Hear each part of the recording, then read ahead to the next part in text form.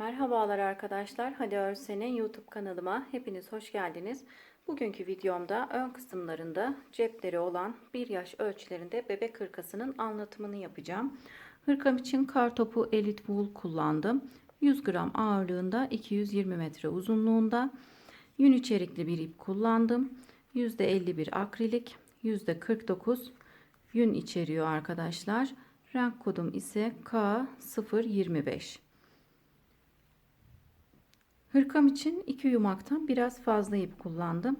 Eğer siz anti peeling özelliği olan 240 ya da 250 metre uzunluğunda ipleri tercih ederseniz 2 yumak sizin için yeterli olacaktır. Fakat ölçülerinde biraz değişiklik gösterebilir.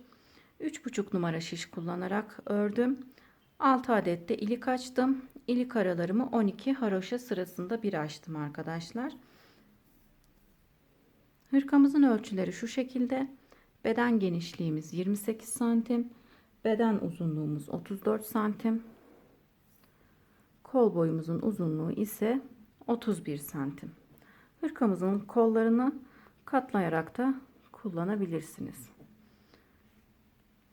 Ön kısmımız bu şekilde.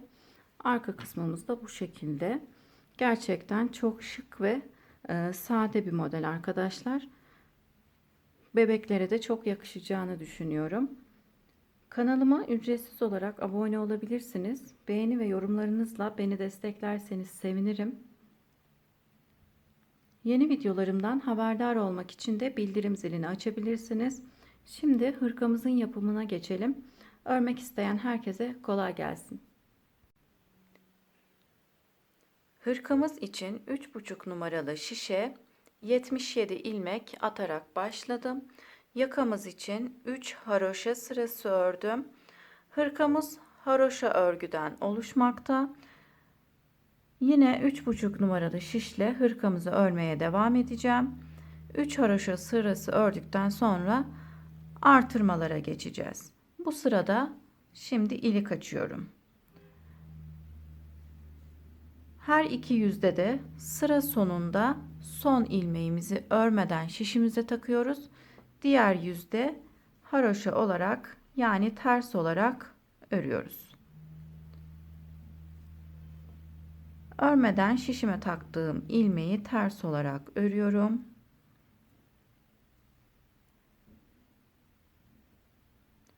Üç ilmek örmüş oldum. Şimdi burada ilik açıyorum. Alttaki ilmeği şişime takıyorum. Ters olarak örüyorum. Yanındaki ilmeği birlikte örerek kesiyorum. 2 ilmeği birlikte örerek kesiyoruz. Yani bir ilmek artırmış, bir ilmek kesmiş olduk. Buraya iliğimi açtım. Bir ilmek daha örüyorum.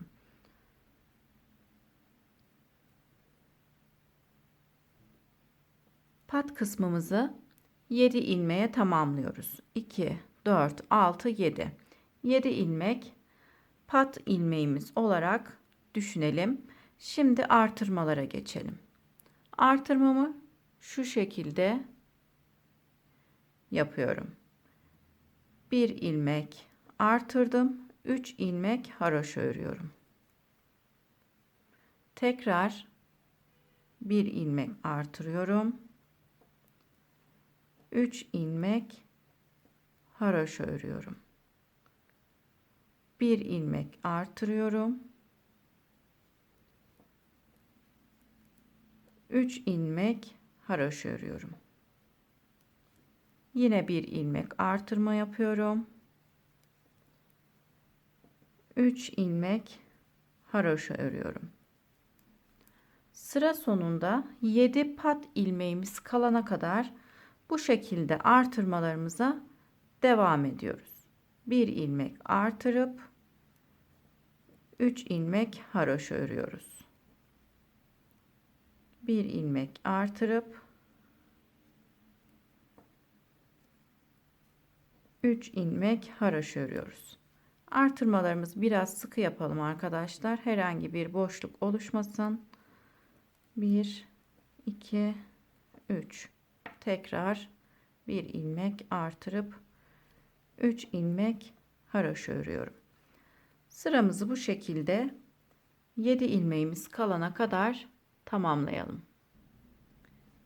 7 ilmeğim kalana kadar ördüm. En son bir artırma, 3 haroşa ilmeğimi ördüm. Tekrar artırmamı yapıyorum. Son kez 7 ilmeğimi haroşa olarak örüyorum.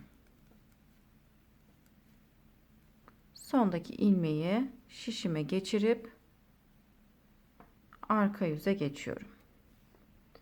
Artırmalarımızı her zaman ön yüzde yapıyoruz. Arka yüzde artırma yapmıyoruz. Arka yüzde ilmeklerimi haroşa olarak örüyorum. Bir önceki sırada artırmış olduğum ilmekleri de yine haroşa olarak örüyorum.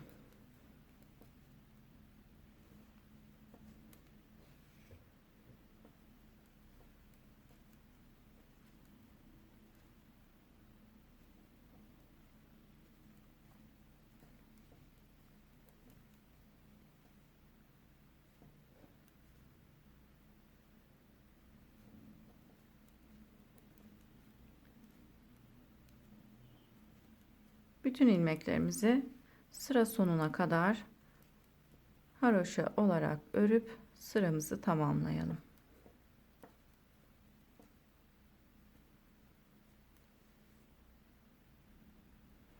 Sonda bir ilmeğim kaldı. Şişime takıp ön yüze geçiyorum.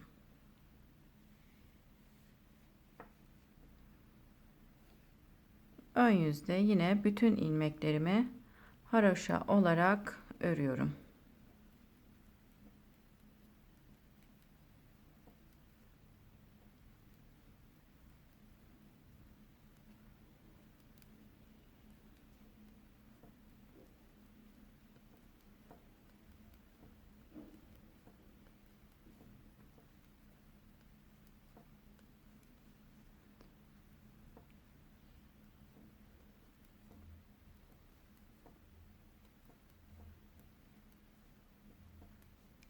Artırma sırasından sonra 4 sıra haroşa örelim arkadaşlar. Yakamızı 3 sıra örmüştük. Bir sırada artırma yapmış olduğumuz sırayı ördük. 4 sıra oldu. 4 sıra daha örelim. Toplam 8 sıra örmüş oluyoruz arkadaşlar. 8 sıraya tamamlayıp gelelim.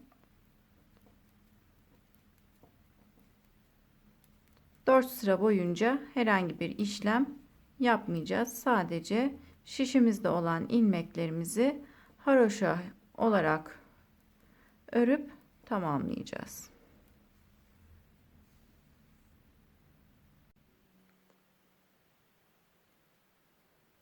Artırma sırasından sonra 4 sıra haroşa ördüm. Toplamda 8 sıra haroşamız oldu. 1, 2, 3, 4, 5, 6, 7, 8. Şimdi yine 7 ilmek haroşa örüyoruz. 1, 2, 3, 4, 5, 6, 7. İlmek sayım artacağı için misinalı şişe geçtim. Daha rahat örebilmek için. 7 ilmek haroşa ördüm. Yine yakadan sonra yapmış olduğumuz artırmalar gibi yine bu sırada aynı şekilde artırmalarımızı yapıyoruz. 7 ilmek ördükten sonra bir ilmek artırma yapıyorum. 3 ilmek haroşa örüyorum.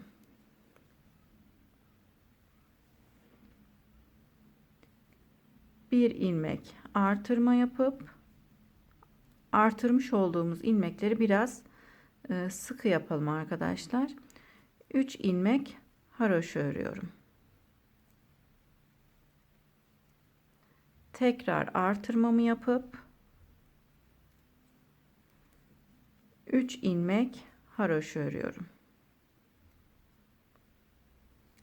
Bu sıramızı da 7 ilmeğimiz kalana kadar bir ilmek artırma, 3 ilmek haroşa, 1 ilmek artırma, 3 ilmek haroşa olarak 7 ilmeğimiz kalana kadar devam edelim.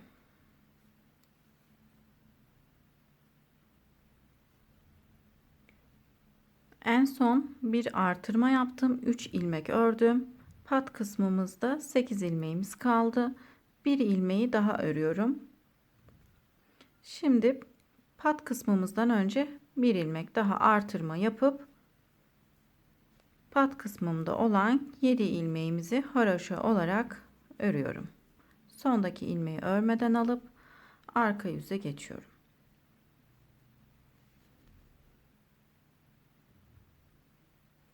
Arka yüzde ilmeklerimizin tamamını ters olarak örelim.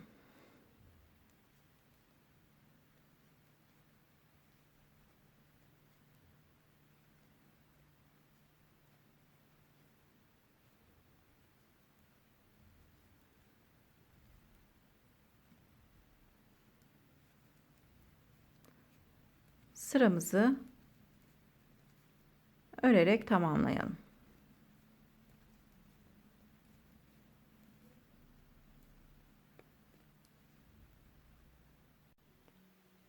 Arka sıramızı ters örerek tamamladım. Sondaki ilmeğimi örmeden alıp ön yüze geçtim. Yakamızdan sonra ilk artırmamızı yaptıktan sonra şişimizde 99 ilmeğimiz vardı. Artırma yaptıktan sonra 4 haroşa sırası ördük. 2, 4, 6, 8. 8 sıramız oldu. 9. sıramızda tekrar artırma yaptık. Şimdi şişimde ikinci artırmamızı yaptıktan sonra 128 ilmeğim oldu. 128 ilmekle yine 4 sıra haroşa öreceğiz. Herhangi bir artırma yapmadan şişimizdeki ilmeklerle 4 sıra haroşa öreceğiz arkadaşlar.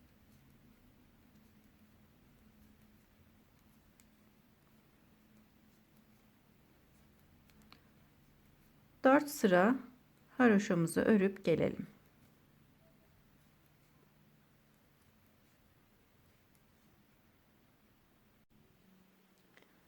İkinci artırmadan sonra 4 sıra ördüm. Şimdi bu sırada 3. artırmamızı yapacağım. 3 sıra yakamızı ördükten sonra 4. sırada artırmamızı yaptık. 4 sıra örüp 9. sırada tekrar artırmamızı yaptık. Tekrar 4 sıra ördüm. Şu an 2, 4, 6, 8, 10, 12, 13. 13 haroşa sıramız oldu. 14. sırada da 3. kez artırmamızı yapıyoruz. Yine aynı şekilde 7 ilmek patımızı örüyoruz. Pat kısımlarında artırma yapmıyoruz. 7 ilmek ördükten sonra bir ilmek artırma yapıyorum. 3 ilmek haroşa örüyorum. Bir ilmek artırma yapıp 3 ilmek haroşa örüyorum. Bu sıramızı da bu şekilde tamamlıyoruz. 3 ilmek haroşa örüp bir ilmek artırma yapıyoruz. 3 ilmek haroşamızı örüyoruz. Bir ilmek artırma yapıyoruz. Yine son pat kısmımız kalana kadar bu şekilde örmeye devam edelim. Son 7 ilmeğim kalana kadar artırmalarımı yaptım. Son kez 3 haroşa ilmeğimi ördüm. 1 ilmek artırma yaptım. 7 ilmek patım kaldı. 7 ilmeğimi de haroşa olarak örüp sıramı tamamlıyorum. Şişimde toplamda 166 ilmeğim oldu. Üçüncü kez artırmamızı yapınca. Şimdi arka yüzü örmeye geçiyorum. Arka yüzde bütün ilmeklerimi haroşa olarak öreceğim.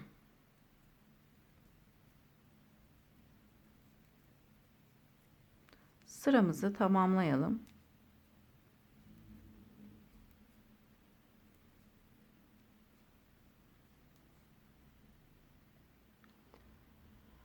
Arka yüzümü tamamladım. Toplam 14 sıra haroşamız oldu. Şimdi 4 sıra daha haroşa örelim.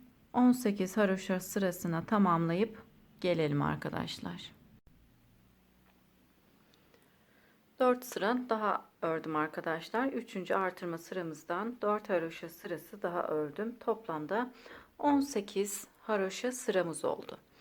Şimdi son kez yine artırma yapıyorum. Yine 7 ilmek patımızı haroşa olarak örüyoruz. 2 3 4 5 6 ve 7. Pat kısmından sonra bir ilmek artırma yapıyorum. 3 ilmek haroşa örüyorum. Bir ilmek artırmamı yapıp tekrar 3 ilmek haroşa örüyorum. 4. sıra artırmamızı ve son kez artırma sırasını örüyoruz arkadaşlar.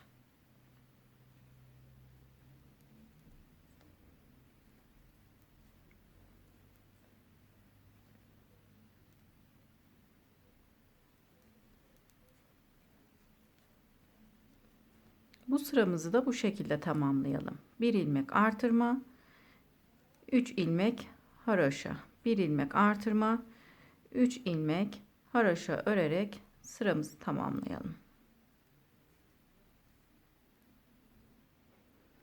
Sıra sonunda 7 ilmeğim kalana kadar 1 artırma 3 haroşa şeklinde ördüm arkadaşlar. 3 haroşa örüp son kez artırmamı yaptım pat ilmeklerimden önce. Şimdi 7 ilmek patımızı haroşa olarak örüp sıramı tamamlıyorum.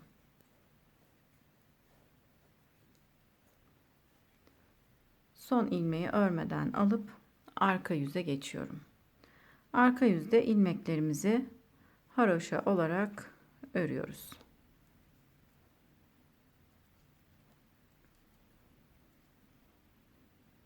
İlmeklerimizin tamamını haroşa olarak örüyorum. Artırmış olduğum ilmekleri ise onları da haroşa olarak örüp sıramı tamamlayacağım.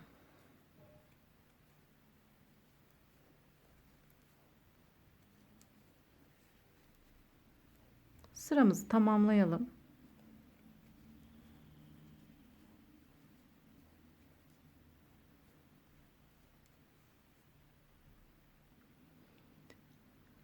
Sıramı tamamlayıp ön yüze geçtim. Toplamda 19 sıramız oldu arkadaşlar şimdi. 3 haroşa sırası daha örüp toplamda yani 22 haroşa sırasından sonra kolları ve bedeni ayırıp kollarımızı örmeye geçeceğiz. 12 sırada bir de ilik açtım arkadaşlar. İlik açmayı da unutmayalım. 12 ya da 13 sırada iliklerinizi açabilirsiniz. Şimdi son kez artırmamızı yaptıktan sonra 3 haroşa sırası örüp kollarımızı ayırmaya geçelim. Robumuz için toplamda 22 haroşa sırası ördük. Şimdi kolları ayırıp kolları örmeye geçiyorum. Önümüz için 32 ilmek ayırdım. İlmek ayracımı taktım. Daha sonra kolumuz için 49 ilmek ayırdım. Yine burada kolumuz için 49 ilmek, önler 32 ilmek, arkamız için ise 57 ilmeğimizi ayırmış olduk arkadaşlar.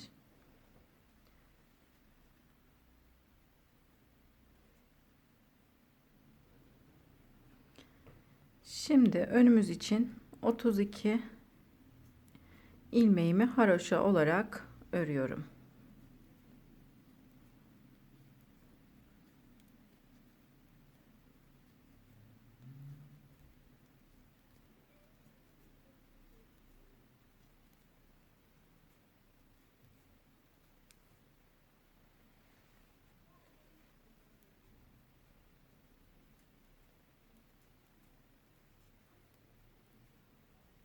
ilmek ayracımıza kadar örelim.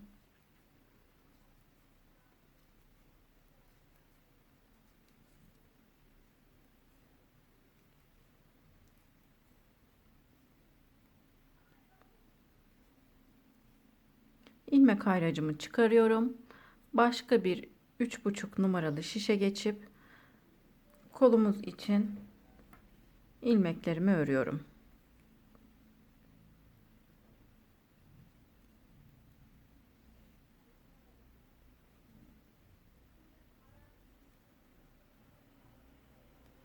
Kolumuz için ayırmış olduğum 49 ilmeğimi haroşa olarak örüyorum.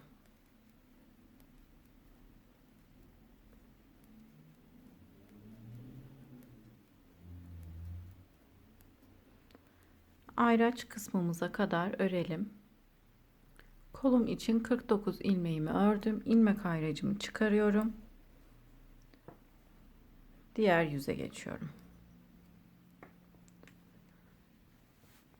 Kolumuzda yine kenarlarımızın tırtıklı olmasını istiyorsak bu şekilde kolumuzu dikmek daha kolay oluyor arkadaşlar.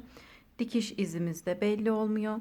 Yine kolda sondaki ilmeği örmeden şişimize takalım. Sondaki ilmeği örmeyelim. Şişimize takalım.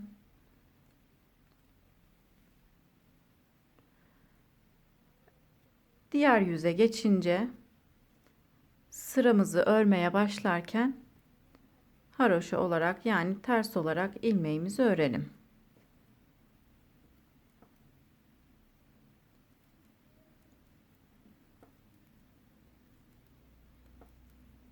Kolumuzu da yine haroşa olarak örmeye devam edeceğiz. 49 ilmekle bir süre örmeye devam edip daha sonra kolda birkaç ilmek kenarlarda kesimler yapacağız.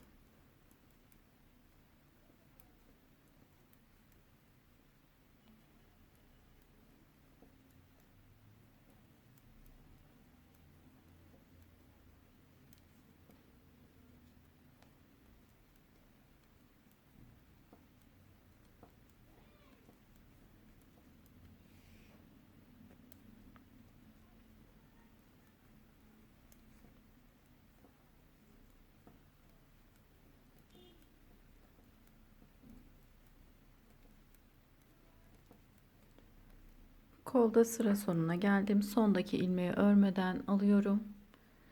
Diğer yüze geçip örmeden almış olduğum ilmeği bu yüzde örerek devam ediyorum.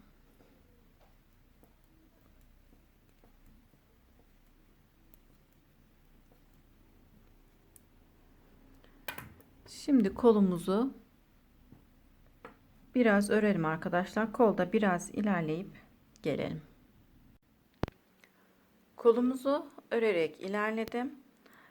Tam şu kısımdan, yaka kısmından sayarsak 40 sıra haroşamız oldu. Şimdi 41. sırada her iki kenarda da birer ilmek kesimler yapacağım.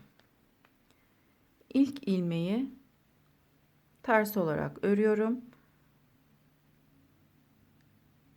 2 ilmeği birlikte örerek kesiyorum. Bir ilmek ördükten sonra 2 ilmeği birlikte örerek kestim.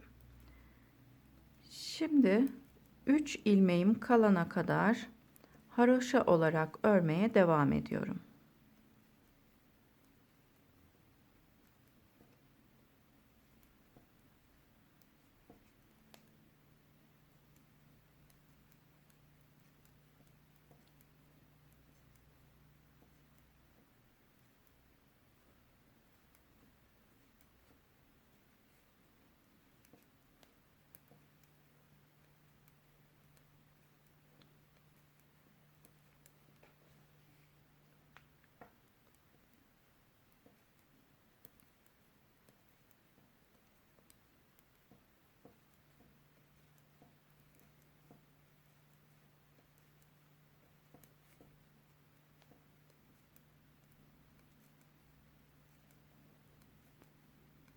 Sıra sonunda 3 ilmeğim kaldı.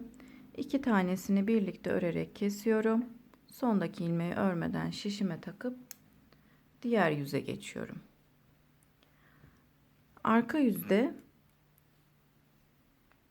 bütün ilmeklerimi ters olarak örüyorum.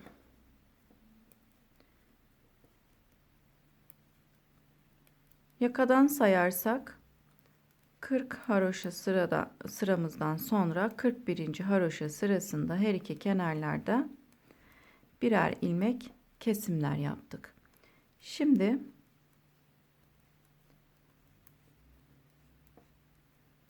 dört sıra daha örelim. 45 sıramız olsun. 46. sırada yine her iki kenarda birer ilmek keselim. 45 sıra örüp gelelim. Yani 4 sıra daha örelim. 45 sıraya tamamlayalım. 46. sırada yine her iki kenarda da birer ilmek keselim. 41. sırada kesim yaptıktan sonra 4 sıra ördüm. Toplamda yakadan sayarsak 45 sıramız oldu. Şimdi tekrar kesim yapıyorum. Yine her iki kenarda birer ilmek keseceğim. İlk ilmeğimi ördüm.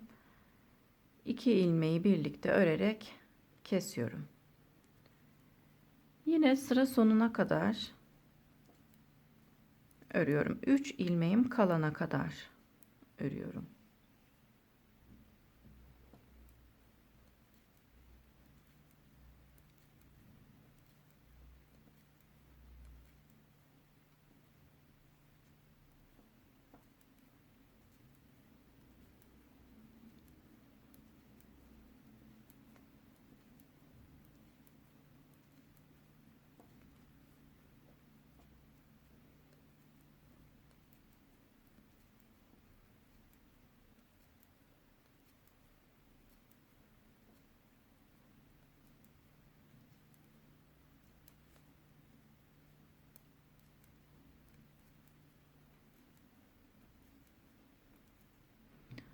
Sonda 3 ilmeğim kaldı. 2 tanesini birlikte örerek kesiyorum. Sondaki ilmeği örmeden alıp arka yüze geçiyorum.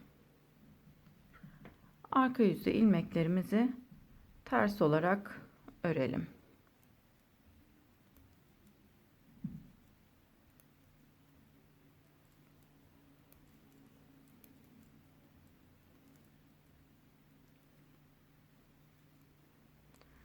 Kırk birinci ve 46. sıralarda kesimlerimizi yaptık.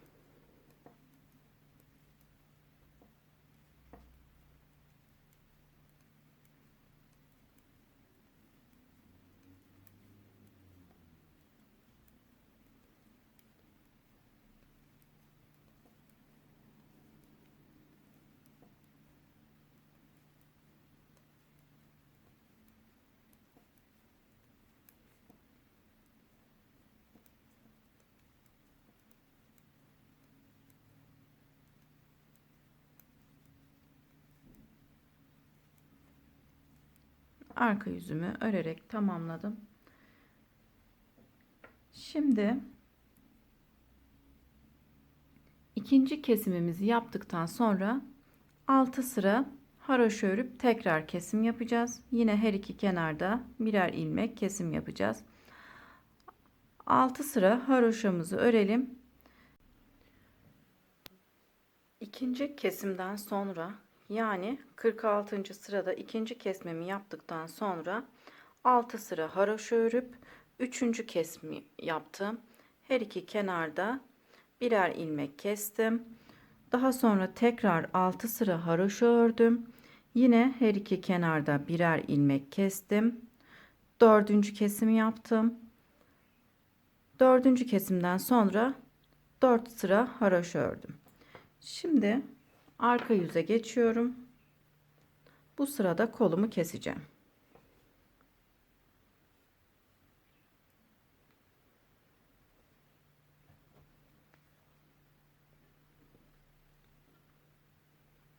İlk ilmeği ters olarak örüyorum. İpimi arkaya aldım.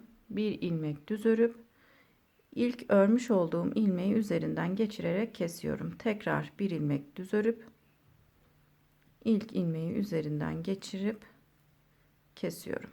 Kesimlerimizi bu şekilde yapıyoruz.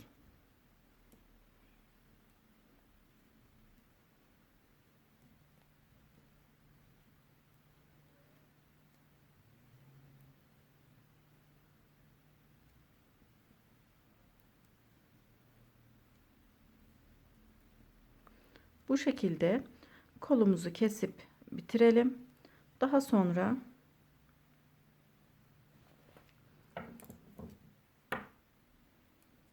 tam şu kısımdan ipimizi bağlayalım.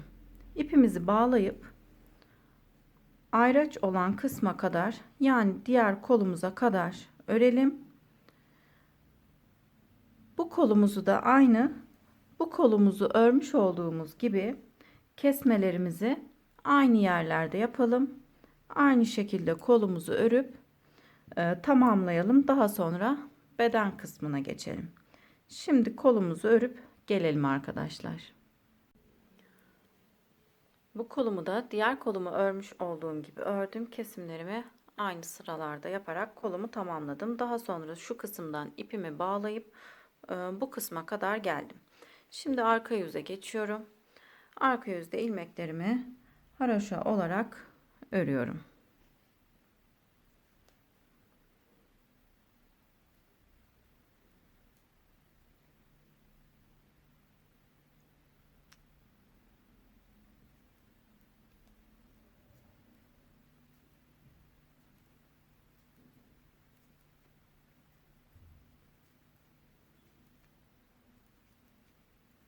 Koltuk altında birkaç ilmek artırmamız olacak.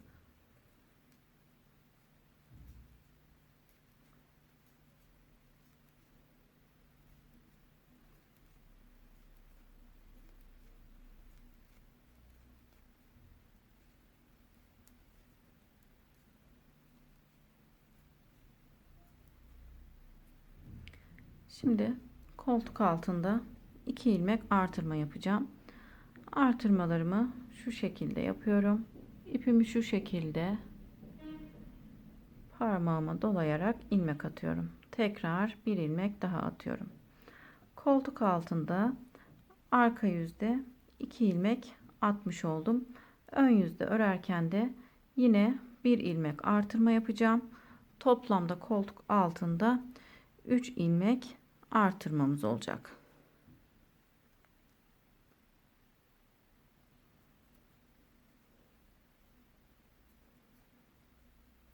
Diğer koltuk altına kadar ilmeklerimizi haroşa olarak örelim.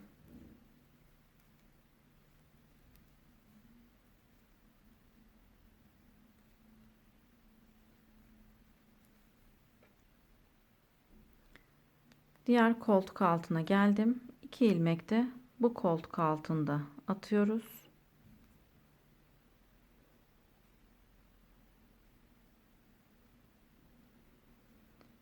Şimdi ön kısmımızı haroşa olarak örüyorum.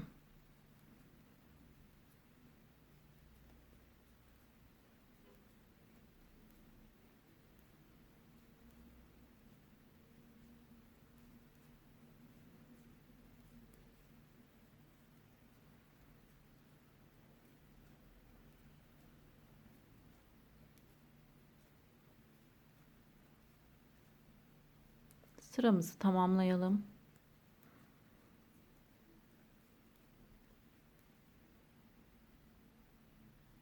Sıramı tamamladım. Şimdi ön yüze geçtim. İlmeklerimi yine haroşa olarak örmeye devam ediyorum.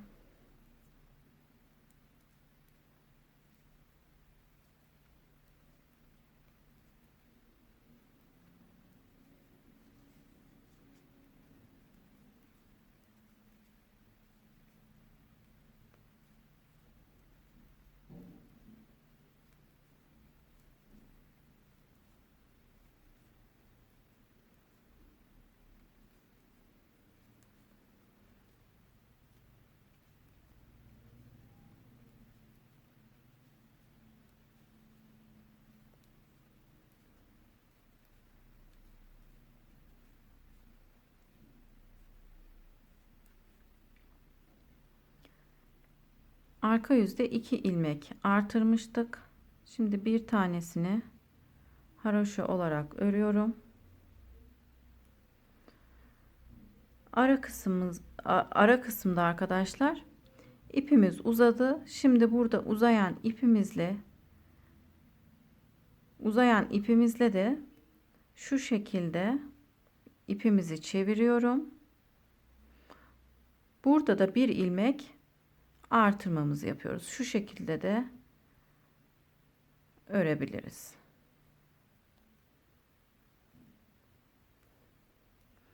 Uzayan ipi orada herhangi bir bolluk oluşmaması için bir ilmek artırıyorum.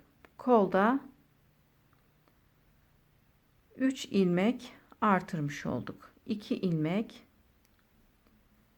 arka yüzde, bir ilmek de ön yüzde artırma yaparak toplamda koltuk altında 3 ilmek artırma yaptık. Diğer kol altına kadar haroşa olarak örelim.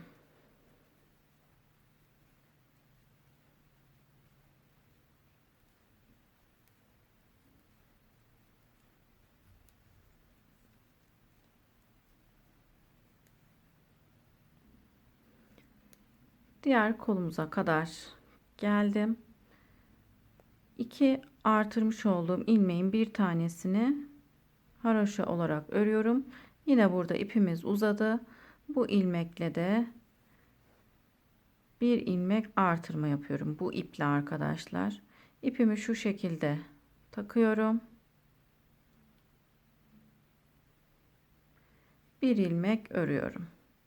Buradaki uzayan ipi de artırma yaparak kaybetmiş oluyoruz.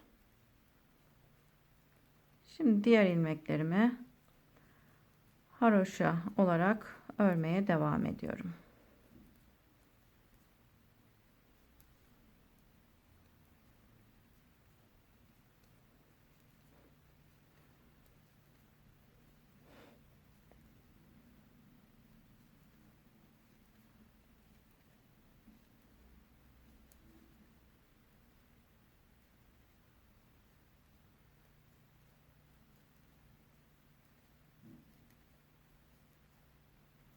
Sondaki ilmeği örmeden alıp arka yüze geçiyorum.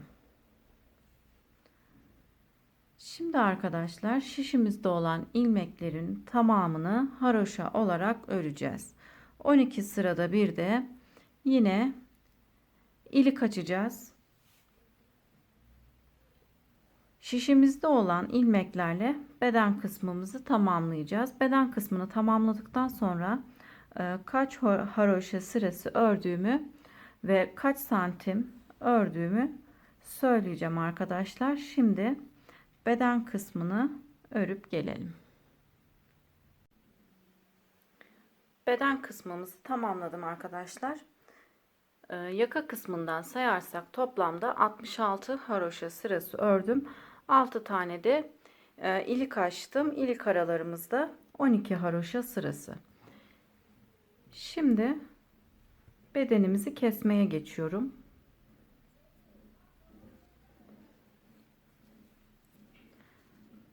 Hem örüp hem keseceğim. İlk ilmeği ters olarak örüyorum. İpimi arkaya alıp ilmeğimi düz olarak örüp bir önceki ilmeği üzerinden geçirerek kesiyorum. Tekrar ilmeğimi düz örüp bir önceki ilmeği üzerinden geçirip kesiyorum.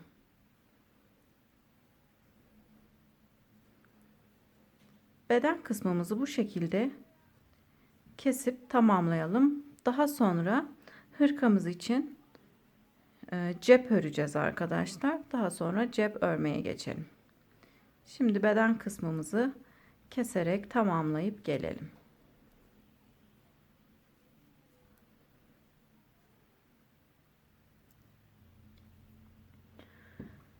Hırkamızı keserek tamamladım. Şimdi hırkamız için bu şekilde cep öreceğim.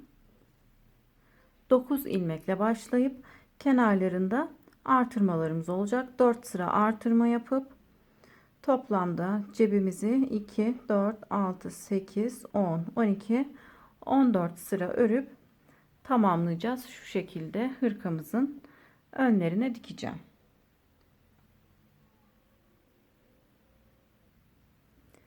Cebimiz için yine 3,5 numaralı şişimize 9 ilmek attım. 2, 4, 6, 8, 9.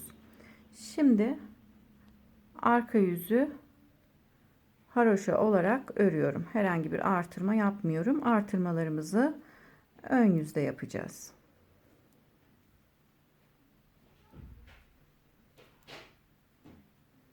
Sondaki ilmeği örmeden alıp ön yüze geçiyorum. Örmeden almış olduğum ilmeği ön yüzde haroşa olarak örüp şimdi bir ilmek artırma yapacağım. Bir ilmek artırmamı yaptım. Sıra sonunda bir ilmek kalana kadar örüyorum.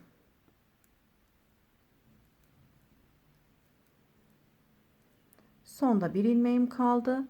Şimdi yine tekrar buraya bir ilmek artırma yapıyorum. Sondaki ilmeği örmeden şişime takıyorum. İlk ilmekten sonra ve son ilmekten bir önce artırmalarımızı yapıyoruz ön yüzde. Arka yüzde herhangi bir artırma yapmadan bütün ilmeklerimizi haroşa olarak örüyoruz.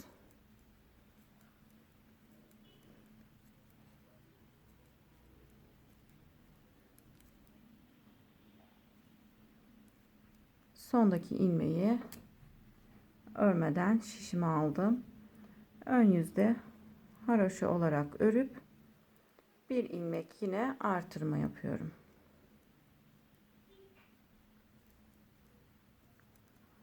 Sıra sonunda bir ilmeğimiz kalana kadar haroşa olarak örelim.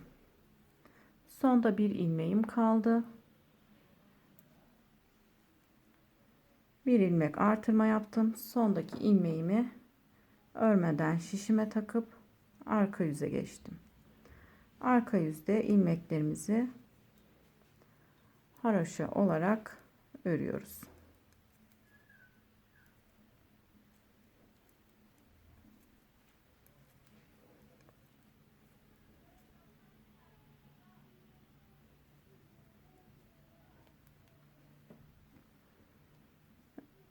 Şimdi ön yüzdeyim. Üçüncü sırayı öreceğim. Yine üçüncü kez artırmamı yapacağım. Bir ilmeği ördükten sonra bir ilmek artırma yaptım.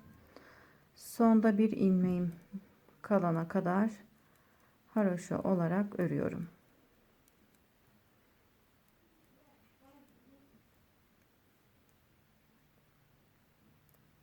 Bir ilmeğim kaldı. Bir ilmekten önce bir artırma yaptım. Sondaki ilmeği şişime geçirdim.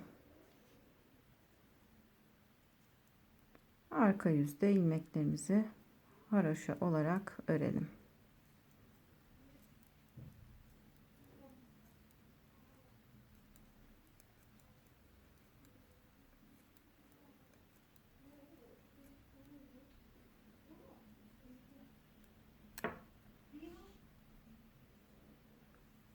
Şimdi dördüncü sıra artırma yapacağım. İlk sırada artırmamızı yaptık her iki kenarda. İkinci sırada, üçüncü sırada. Şimdi dördüncü sırada artırmamızı yapalım.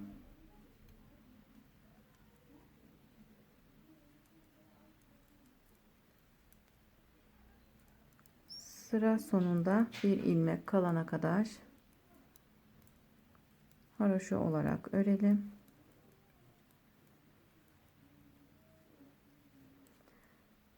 Bir ilmeğim kaldı sıra sonunda. Bir artırma yapıp sondaki ilmeği şişime geçirdim. Arka yüzde ilmeklerimi haroşa olarak örüyorum.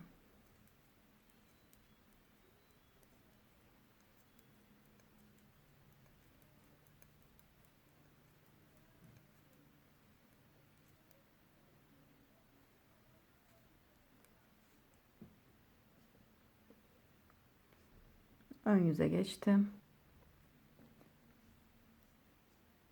4 sıra artırma yaptık.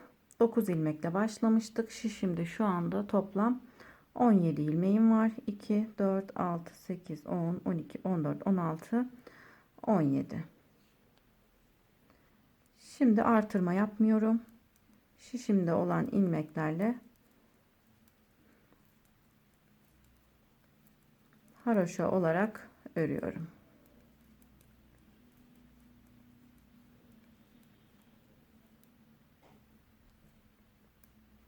Yine sondaki ilmekleri örmeden alıp arka yüze geçiyoruz.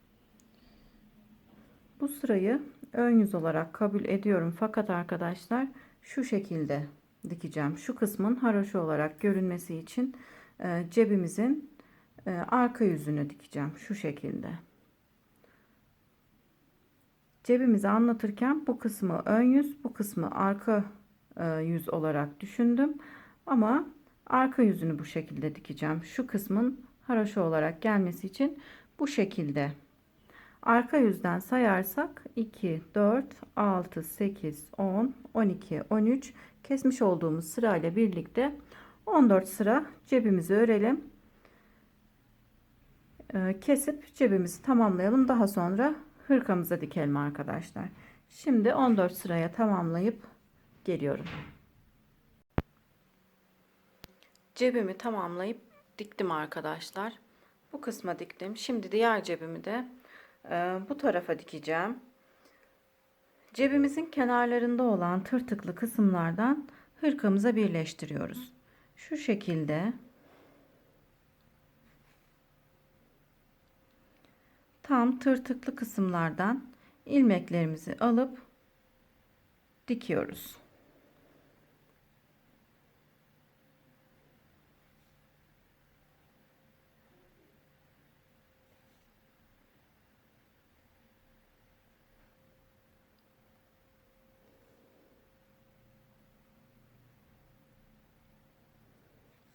Cebimizi bu şekilde hırkamıza birleştirelim. Hırkamızı tamamlayalım. Bu arada düğmelerimi de hırkama dikmiştim. Şimdi cebimi de dikip hırkamı tamamlayayım. Cebimi dikip tamamladım arkadaşlar. Hırkamı da tamamlamış oldum. Beni izlediğiniz için teşekkür ederim arkadaşlar. Yeni videolarımda görüşmek üzere. Şimdilik hoşça kalın.